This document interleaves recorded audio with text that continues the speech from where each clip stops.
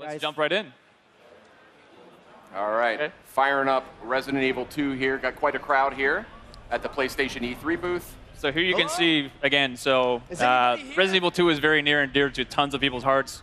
And just this first shot of the Raccoon City Police Department, like the huge open foyer, like tons of nostalgia just like hit you. It's pretty crazy. Like, not everything is exactly where you remember it, but that's kind of intentional because this game isn't just a remake. It's a whole new game that we're building off of the foundation that the original game had built. So there's going to be a lot of familiar stuff, but there's going to be a lot of new stuff as well. So. That's how you got to do it, Yeah. right? I mean, it's been close to 20 years, hasn't it? Yep. Right. This game alone, 20 years. Wow. Does it make you feel old, Sid? I feel old when Yeah, I I know. that. That makes me feel a little old. David, Marvin, you there? I found a way out. It's in here. So did you actually go back and rewatch the original and then like frame by frame decide what you wanted to keep in and what you wanted to update? Definitely, yeah. Some of them were like are pretty faithful to the originals, but something like this back in the day on PlayStation, it was the graphic power is not quite the level of PS4 or PS4 Pro just yet. A lot of the movements, characters jumping around, fully voiced stuff. It's a little bit more crude, but definitely classic. But some stuff is new, but some of the originals are there as well. So a big change here is the fact that we're really playing the game. We're Leon Kennedy. Mm-hmm. And when I think of Leon Kennedy, I think of Resident Evil 2, but I also think of Resident Evil 4. Yes. And you guys have opted for more of a Resident Evil 4 approach to the controls. So Yep. tell me a little bit about that. Definitely. So the over-the-shoulder thing, we know it's the original game with the fixed camera in the corner.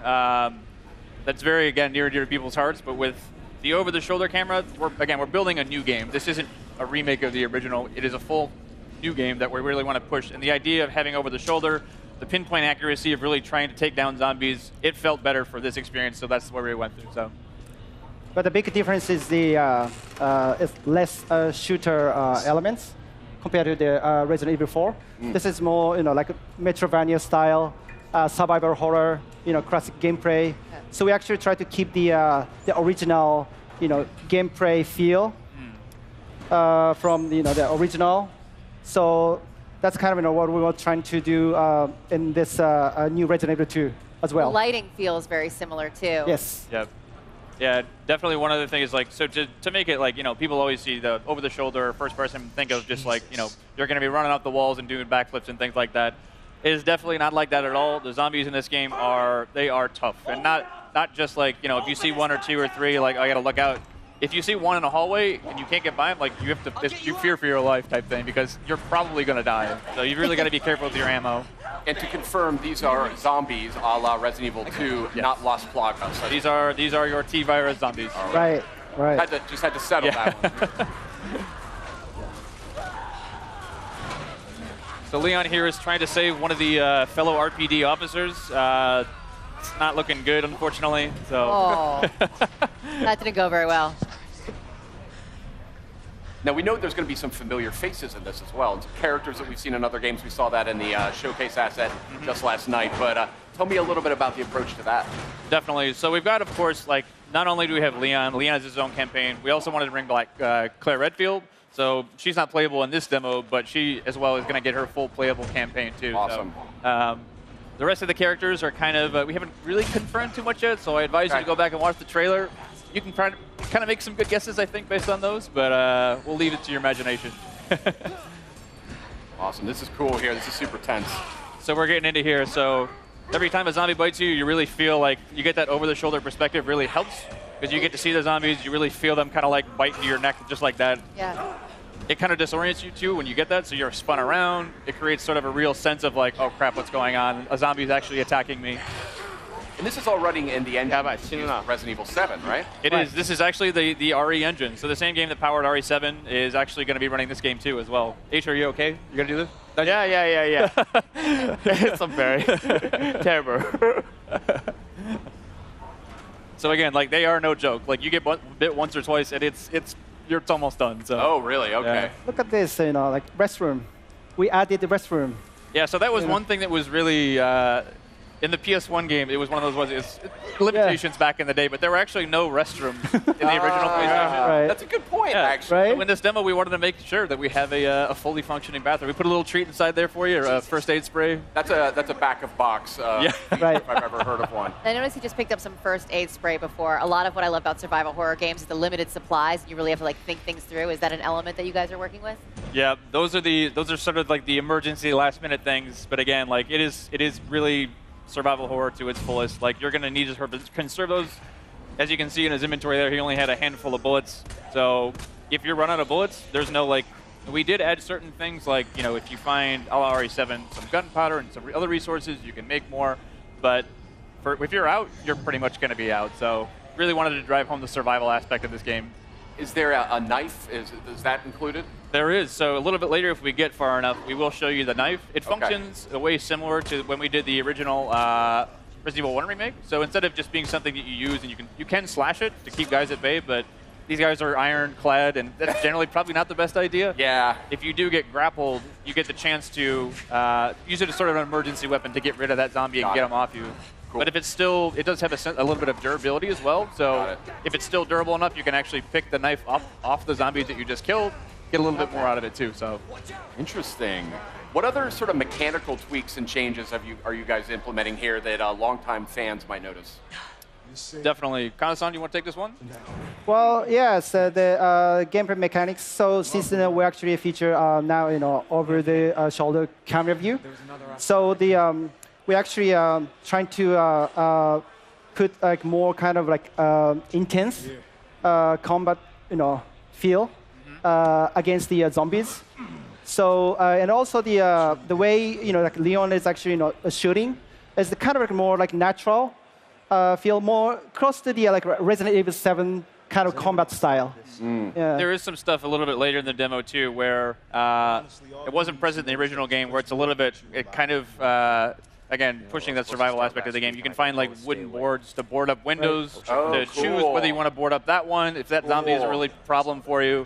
Otherwise, you can save it later in case something else comes up. But it really is about that choice of how do you want to play. That is cool. That's something I've always wanted to see in more like zombie games. Is Right. the ability to fortify. You know what I fortify mean? stuff. Because that's like the first thing you're going to do, right? If you were in a real zombie attack. Board everything up. And you're now, stick- obviously, Sid and I are big Resident Evil fans, but for those out there that maybe haven't, approached the franchise before or something, do you feel like this is a good title to start with? Definitely. I mean, this is almost the like Resident Evil 2 is obviously the second game in the franchise, but really is sort of the genesis of where a lot of the groundswell around the brand came up. So again, if you haven't played this title before, the story is about Raccoon City is a Midwestern town. A mysterious outbreak hits. Zombies are everywhere. It's Leon, the guy with the RPD vest on here. It's his first day on the job as a cop, and he's basically coming to work, and what happened? There's zombies everywhere. He's finding his comrades are basically going through hell. And Claire Redfield, who is the other character in the game, she's a college student. She's looking for her brother Chris, who works in the Special Forces. And they basically fates intersect, and you'll be able to sort of see each other's perspectives throughout the game. So now he's got the combat knife. yes. From, so here we have our knife Yeah. that we get from Marvin. Marvin, yes.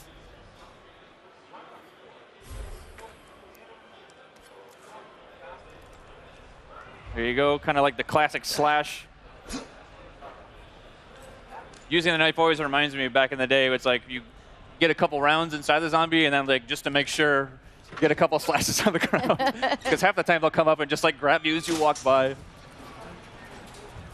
This is not how I imagined it. So again, a lot of these rooms, especially this one too, it's like that door necessarily wasn't there in the first game or the original RE2, but this room is super iconic for a lot of reasons, but it's not quite the same as you might remember it too. If you turn this corner in the original game, you might have remembered something crawling by that window. It's not there anymore, but it takes a lot different forms later. So again, we want to keep people on their toes. They expected that there, but we're going to move it because we don't want you to know everything that's going to come you can't have the dogs jumping out of the same window, right?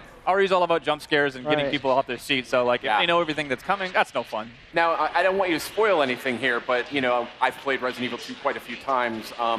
Is there the same general sort of arc to the experience, or? There is. So I'd say that the story on the whole, here's a great shot of Oh, wow. Oh, the RE Engine's proudest work here. It's pretty nasty. Crazy. But yeah, so the story as a whole, like in general, you'll see a lot of the same things be happening, but again, it's not exactly the same. So you'll see, characters that you might have just like talked with very briefly. You get a little bit more backstory into there. Places that you just walked by in downtown Raccoon City, you're going to get a chance to go in there and play a little bit more. So. And you had mentioned Claire will be a playable character. Will that sort of cross over? They had the ability to sort of interact with each other's storyline a little bit in the original game. Right, from time to time. So it's going to be slightly different because back in the day it was we called it a zapping system. You could play A and B scenarios, but we wanted to have each character have their own separate campaign. They certainly will be crossing over, but it's going to be updated, modified for this new version of the game too. So awesome.